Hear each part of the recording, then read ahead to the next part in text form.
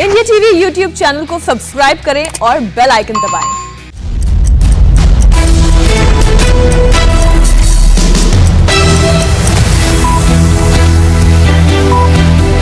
नमस्कार, सुबह 9 बजे की 9 बड़ी खबरों में आपका स्वागत है। आपके साथ मैं हूं अर्चना सिंह। जम्मू कश्मीर के कुलगाम में सुरक्षा बलों और आतंकियों के बीच मुठभेड़ में एक आतंकी मारा गया, जबकि दूसरे की तलाश जारी है। कल इन 2 आतंकवादियों ने बीएसएफ के काफिले को निशाना बनाया और भागकर एक बिल्डिंग में छिप गए थे। दोनों आतंकवादियों को ठिकाने लगाने के लिए सीआरपीएफ और सेना ने ज्वाइंट ऑपरेशन शुरू किया। बिल्डिंग से लोगों को निकाला और आसपास के इलाकों को खाली करवा दिया। बीच बीच में बिल्डिंग में छिपे आतंकवादी फायरिंग कर रहे थे, जिससे 2 सुरक्षाकर्मी और 2 सिविलियन घायल हो गए। लेकिन देर रात सुरक्षा बलों ने बिल्डिंग पर शिकंजा कसा और एक आतंकवादी को मारने में सफलता हासिल की। अब दूसरे आतंकवादी की तलाश की जा रही। आपको बता दें, कल बीएसएफ का काफिला श्रीनगर से जम्मू जा रहा था, तभी आतंकवादियों ने काजीगुंड इलाके के मालपोरा में जम्मू श्रीनगर नेशनल हाईवे पर जवानों को निशाना बनाकर गोलियां बरसानी शुरू की। इसके बाद सुरक्षा बलों ने इलाके को चारों तरफ से घेर लिया है।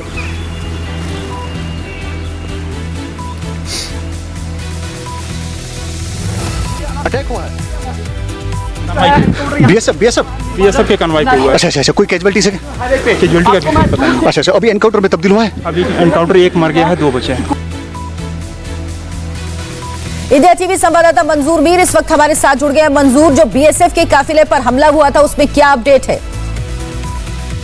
देखिए अर्चना, कल दोपहर की घटना है जब मीर बाजार अनंतनाग के पास मिलिटेंटों ने बीएसएफ के काफिले पर ग्रेनेड से और फायरिंग की। उसके बाद तुरंत जो है सिक्योरिटी फोर्सेस ने पूरे एरिया का कॉर्डन ऑफ कर दिया, लेकिन पास में ही एक न्यूली कंस्ट्रक्टेड बिल्डिंग में मिलिटेंट जो है वो घुसने में कामयाब हो गई और आशंका ये जताई जा रही थी कि 1 से 2 मिलिटेंट्स इस हमले में शामिल थे। एक मिलिटेंट को अब तक मार गिराया गया है, उसके पास में से उसका हथियार और गोला बारूद भी बरामद कर लिया गया है। लेकिन इस हमले में 2 स्थानीय नागरिक और 2 सुरक्षा कर्मी जो है वो भी घायल हो गए हैं। फिलहाल सर्च ऑपरेशन जो है बड़े पैमाने पर जारी है। हालांकि कुछ देर से फायरिंग का सिलसिला जो है वो रुक चुका है, थम चुका है, लेकिन क्योंकि एक न्यूली कंस्ट्रक्टेड बिल्डिंग है, बहुत बड़ी बिल्डिंग है और सर्च ऑपरेशन जो है वो अभी भी जारी है।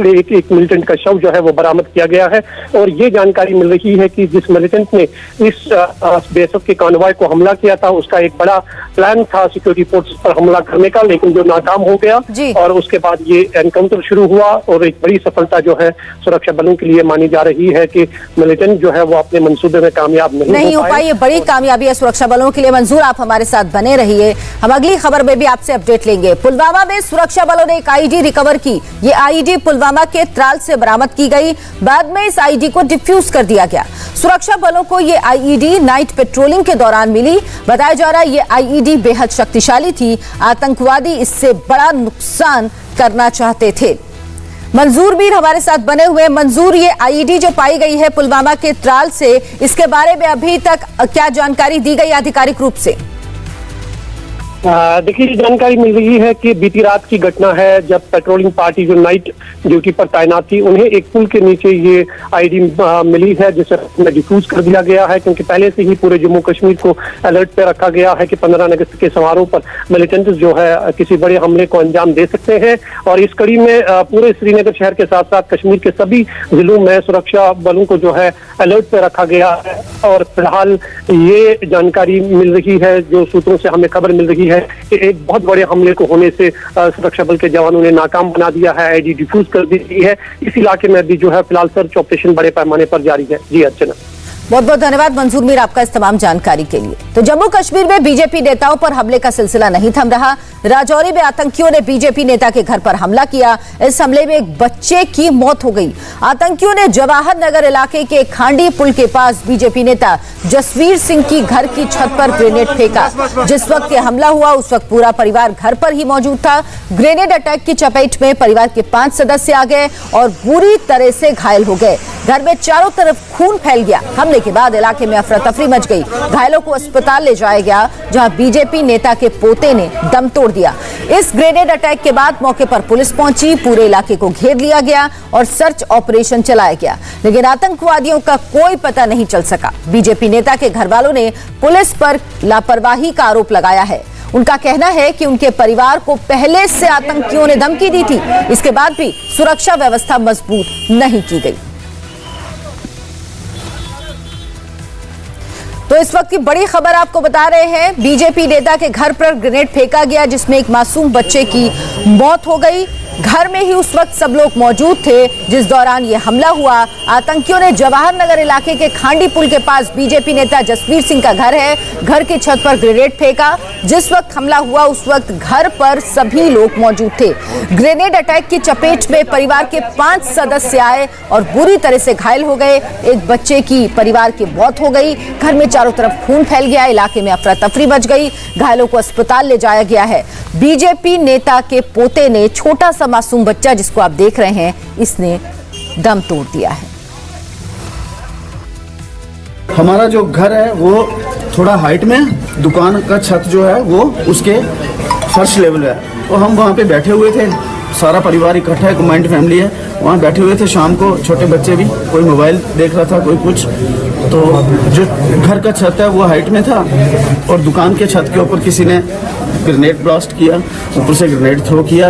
मैसेज आए थे कहाँ पे, और आप इसके लिए स्पेशली ये जो अपने एसपी साहब हैं इनको स्पेशली इन्फो हुआ था, एसएचओ जिलानी साहब को इन्फो हुआ था। विनोद साहब से मेरे सामने भैया ने बात की थी जब मेरे घर में थे अड़गी में। उन्होंने इन्फो किया था कि ऐसे ऐसे मेरे को मैसेज आ रहे हैं। विनोद साहब को, जो विनोद गुप्ता जी, इनको भी मैसेज आए थे कि इस नंबर से विनोद गुप्ता की आईडी से किसी ने मैसेज किए।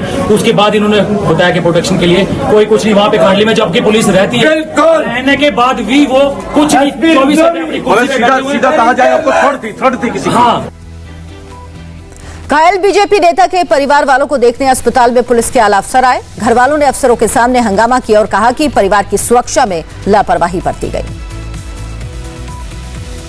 मेरे बच्चे को बताओ, बोला बचाओ, मिलिटेंटों ने ग्रेनेड फेंका है, मेरे बच्चे को बचाओ। डीसी को बोलो मेरे लिए, बच्चे के लिए हेली मंगाए मेरे बच्चे के लिए। सरप्राइज विजिट करते 15 अगस्त नियत था, 15 अगस्त नजदीक था, यह हादसा होना था। अब कोई अफसर कार को चेक करने नहीं गया। अगर गया है, कोई सस्पेंड किया है तो बताओ मुझे। मैं आपका ताबेदार हूँ, मैं आपका वफादार सिपाही हूँ। मैं आर्मी में 17 साल करने के बाद, पुलिस में 23 साल 7 महीने नौकरी करने के बाद मुझे डिसएंगेज किया गया और उसके बाद मैं घर में बैठ गया। मेरा फायदा अदर लोगों ने लिया है। मेरे 3 लड़के, 1 जमाई, 4 पेंशन आए हुए हैं। आर्मी का फायदा उठाने के लिए घर के मकान के ऊपर से बम पड़ा, हम बाहर बैठे थे ड्यूटी। Very serious. बड़ी खबर उत्तराखंड के चमोली से, जहां लैंडस्लाइड के बाद पहाड़ का बड़ा हिस्सा गिर गया। जोशीमठ इलाके में हुए इस लैंडस्लाइड में हालांकि अभी राहत और बचाव के काम चल रहा है। सबसे बड़ी बात यह कि इसमें अब तक जान माल के नुकसान की खबर नहीं आई है। तो जोशीमठ इलाके में लैंडस्लाइड हुआ है, हालांकि इसमें अब तक किसी जान माल के नुकसान की खबर नहीं आई है। यही एक राहत की खबर है। लगातार बारिश की वजह से जगह जगह उत्तराखंड और हिमाचल से लैंडस्लाइड की खबरें आ रही। तस्वीरें देखिए किस तरह से लैंडस्लाइड हुआ है। हालांकि यहाँ पर कोई मौजूद नहीं था, इसीलिए जान माल का कोई नुकसान नहीं हुआ है।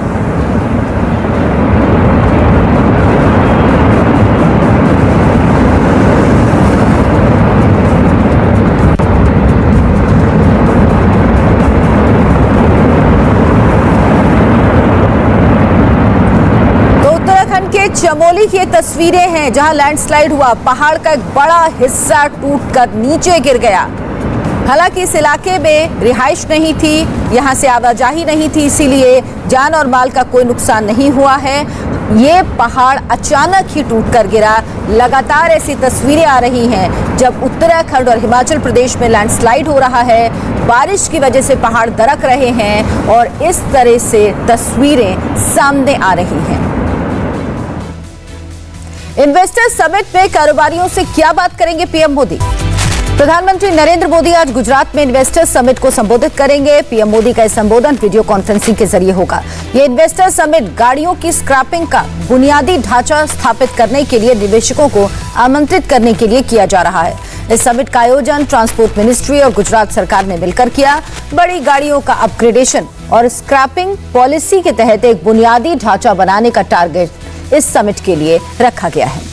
दरअसल सरकार की योजना है कि जिन गाड़ियों की उम्र पूरी हो चुकी उन्हें एक पॉलिसी के तहत स्क्रैपिंग के लिए भेजा जाए। साल 2020-21 के केंद्रीय बजट में सरकार ने इस पॉलिसी का ऐलान किया था। सरकार ने जो पॉलिसी बनाई है उसमें गाड़ियों के मालिक को इस बात के लिए प्रोत्साहित किया जाएगा कि वो अपनी गाड़ी को उसकी उम्र पूरी होने पर स्क्रैपिंग के लिए भेज दें। स्क्रैपिंग को आसान बनाने के लिए पूरे देश में ऑटोमेटिक फिटनेस सेंटर बनाए जाएंगे। लोग पुरानी गाड़ी ना चलाएं, इसके लिए पुरानी गाड़ियों की रजिस्ट्रेशन फीस और रिन्यूअल फीस बढ़ाई जाएगी। अब आपको बताते हैं इस स्क्रैप पॉलिसी का फायदा आपको कैसे होगा। नई स्क्रैप पॉलिसी के मुताबिक पुरानी गाड़ी देने पर 4 से 6% स्क्रैप रकम मिलेगी। रोड टैक्स में 25% तक की छूट मिलेगी।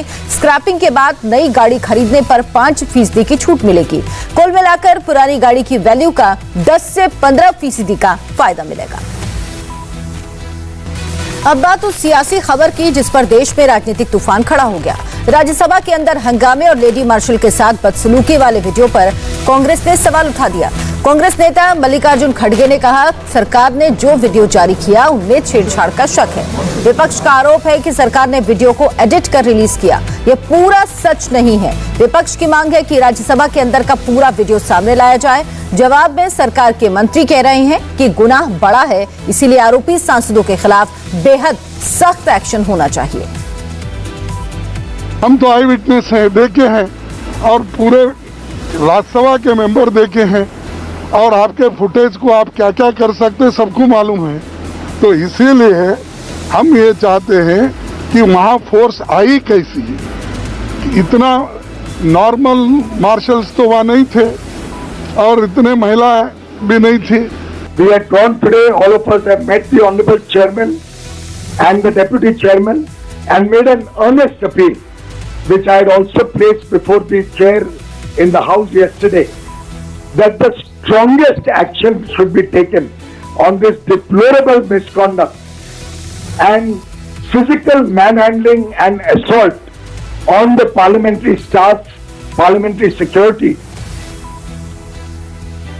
कांग्रेस सांसद छाया वर्मा और फूलो देवी नेताम ने जिन महिला मार्शल के साथ हाथापाई की उनका नाम अक्षता भट्ट है। अक्षता भट्ट राज्यसभा की सिक्योरिटी असिस्टेंट हैं। विपक्षी सांसदों के हंगामे में अक्षता भट्ट को कई जगह खरोंचे आई, गले पर चोट के निशान हैं, शरीर पर कई जगह सूजन है। हमारे पास सबूत के तौर पर उनकी मेडिकल रिपोर्ट है। इस पर पार्लियामेंट हाउस के CGHS के CMO के साइन हैं। इस मारपीट के बारे में जब महिला सांसदों से पूछा गया तो उन्होंने न सिर्फ आरोपों से इनकार किया बल्कि सारा ठीकरा मोदी सरकार के सिर फोड़ने की भी कोशिश की। कदमी दोनों तरफ से हुई है। उसके बाद एक महिला सांसद को इतने जम से धक्का देना, और वो 1-2 महिला मार्शल की काम की बात नहीं है, पुरुष मार्शल थे, वो लोग धक्का दिए हैं जिसके चलते हम गिर गए। हाथ में चोट आई है, बाजुओं में चोट आई है, पसली पे चोट आई है, कमर पे चोट आई है। भारत के इतिहास में कभी ऐसा दृश्य आप लोगों ने नहीं देखा होगा कि सदन में इतने सारे मार्शल रखने की क्या आवश्यकता है। जितने सांसद नहीं उससे दुगुना मार्शल वहाँ पर वेल पे जाके खड़े हैं। हम लोग क्या करें? देखिए, मोदी जी पूरे भारत के लोगों को डरा के, धमका के, चमका के रखना चाहते हैं। कांग्रेस पार्टी डरने वाली नहीं है। आपको दिखाते हैं 11 तारीख के जो वीडियो सामने आए हैं उनमें क्या दिख रहा। पहला वीडियो बुधवार शाम 6:02 का है। टीएमसी सांसद डेरेक ओब्रायन के इशारे पर डोला सेन गले में रस्सी जैसे कपड़े को डालकर वेल में पहुंच गईं और नारे लगाने लगी। डोला सेन को आगे बढ़ता देख मार्शल ने चेयरमैन के आसन को घेर लिया। देखते ही देखते पूरे सदन का माहौल बदल गया। नारेबाजी और हंगामा शुरू हो गया। बीच बचाव में जब मार्शल्स आए तो उनके साथ भी धक्का मुक्की हुई, मारपीट हुई। राज्यसभा में हंगामे का एक और वीडियो आपको दिखाते हैं। ये वीडियो शाम 6:26 का है जब कांग्रेस सांसद नासिर हुसैन, शिवसेना की राज्यसभा सांसद प्रियंका चतुर्वेदी और तृणमूल कांग्रेस की अर्पिता घोष चेयर की तरफ बढ़े और न सिर्फ बढ़े बल्कि चेयर की तरफ पेपर फाड़कर भी फेंके। आनंद प्रकाश पांडे इंडिया टीवी संवाददाता इस वक्त हमारे साथ जुड़ गए हैं। आनंद, सरकार की तरफ से कहा जा रहा है कि वो सभापति और उपसभापति से कड़ी कार्रवाई के लिए कहेगा। दूसरी तरफ विपक्ष कह रहा है कि ये वीडियो से छेड़छाड़ की गई है। आगे किस तरीके की कार्रवाई होगी? अब देखिए, जिस तरह से जो वीडियो सामने आया, लगभग 1 घंटा 3 मिनट का ये वीडियो है जिसमें जो विपक्ष के तमाम जो आरोप है उसी कले खुल जाते हैं। उसमें दिखता है कैसे विपक्ष के जो नेता है, जो सांसद है, वो महिला मार्शलों से बदसलूकी कर रहे हैं, टीवी पैनल को तोड़ने की कोशिश कर रहे हैं, सभापति के आसन की तरफ आगे बढ़ने की कोशिश कर रहे हैं। सरकार ने ये मांग की है सभापति से मुलाकात करके कि कमेटी बनाकर तमाम जो सांसद है उनके खिलाफ कड़ी कार्रवाई की जाए ताकि आगे के लिए एक नजीर बने, क्योंकि हाउस ऑफ एल्डर्स है और हाउस ऑफ एल्डर्स के जो सदस्य है उनसे ऐसे आचरण की अपेक्षा नहीं की जा सकती। वहीं दूसरी तरफ विपक्ष ने भी सभापति से मुलाकात की थी और विपक्ष से कहना है कि ये जो वीडियो लीक किए गए ये सिलेक्टिव लीक है, यानी कि वो कह रहे हैं कि पूरा वीडियो सामने नहीं आया है। और जो विपक्ष के सांसद आरोप लगा रहे हैं कि महिला सांसदों से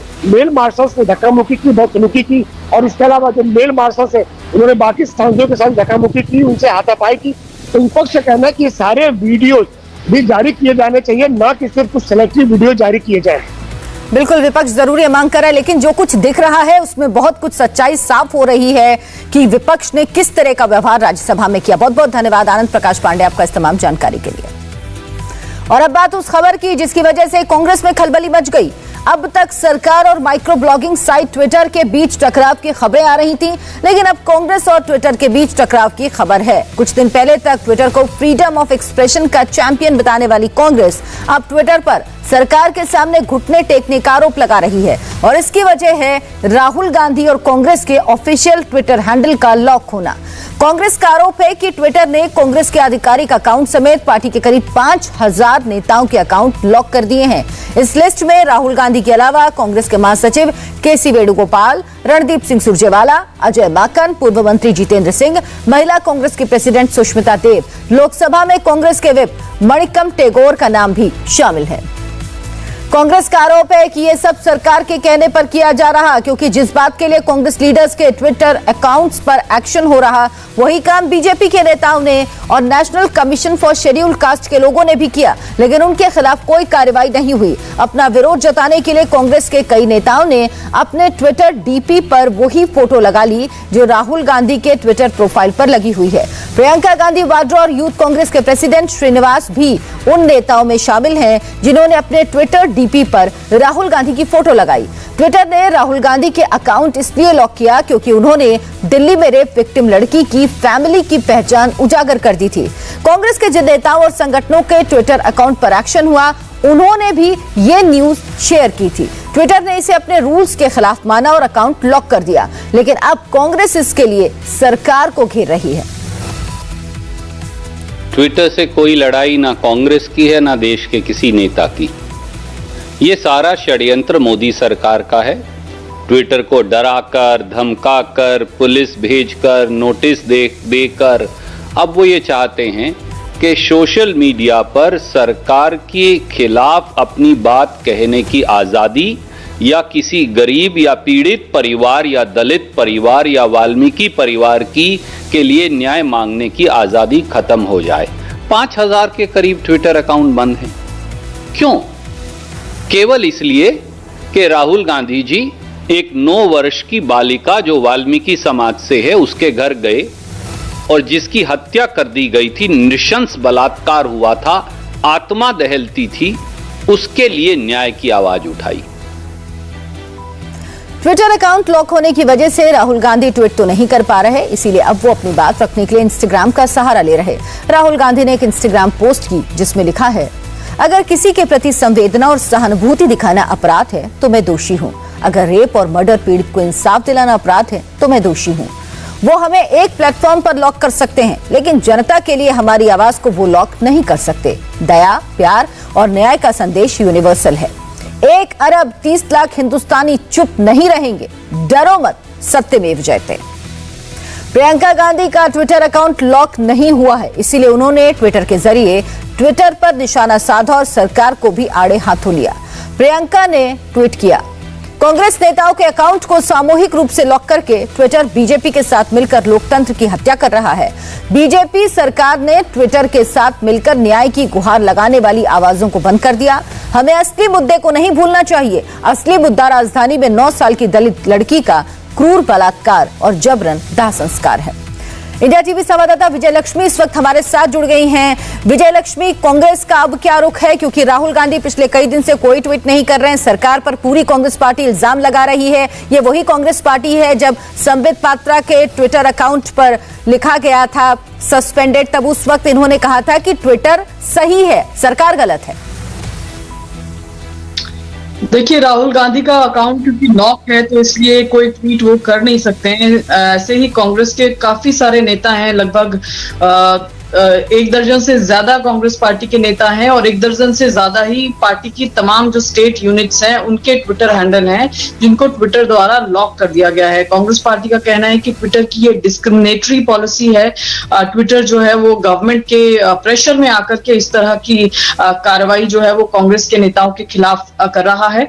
कांग्रेस के नेताओं ने ट्विटर के साथ संपर्क में जरूर हैं। कल शशि थरूर से भी हमने बातचीत की थी। वो कह रहे थे कि ट्विटर से वो बात कर रहे हैं और कांग्रेस चाहती है कि एमिकेबली इस पूरी समस्या का जो है वो समाधान खोजा जाए, क्योंकि कांग्रेस पार्टी मानती है कि ट्विटर पर दबाव जरूर है लेकिन ट्विटर को डरना नहीं चाहिए। बाकी संस्थानों की तरह उनको जो है वो सत्य के साथ खड़े रहना चाहिए। यही हम देख रहे हैं कि बाकी सोशल मीडिया प्लेटफॉर्म से राहुल गांधी या बिल्कुल अपनी बात कह रहे हैं, बाकी जो मीडिया प्लेटफॉर्म्स हैं सोशल मीडिया उनसे राहुल गांधी अपनी बात करें लेकिन ट्विटर पर वो नहीं आ रहे हैं। बहुत बहुत धन्यवाद विजयलक्ष्मी आपका इस तमाम जानकारी के लिए।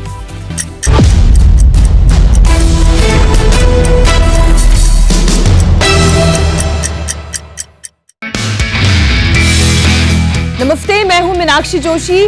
वीडियो और खबरों से अपडेट रहने के लिए India TV YouTube channel subscribe करें, बेल आइकन दबाना ना भूलें। जुड़े रहें इंडिया टीवी के साथ।